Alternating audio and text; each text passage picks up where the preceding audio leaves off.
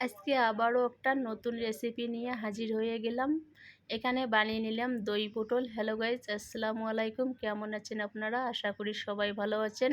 পটল আলুতে হলুদ লবণ দিয়ে তেলের মধ্যে একটু ভেজে উঠিয়ে নিলাম। দিয়ে দিলাম ফোড়নে মেথি দানা, কালো জিরের, শুকনো লঙ্কা, দালচিনি, একটা ছোটো এলাচ দিয়ে একটু ভুনে নেওয়ার পরে দিয়ে দিলাম এখানে পেঁয়াজ বাটা, মরিচ বাটা আর দিয়ে দিলাম রসুন বাটা। দিয়ে একটু ভুনে নেওয়ার পরে দিয়ে দিব হলুদ পাউডার, মরিচ পাউডার, জিরে ধনিয়া পাউডার, স্বাদ মতো দিয়ে দিলাম লবণ। দিয়ে একটু ভুনিয়ে নিয়ে এখানে আমি এক বাটির মতো টক দই আগের থেকে ফেটিয়ে রেখে দিয়েছি, সেটা দিয়ে দিলাম।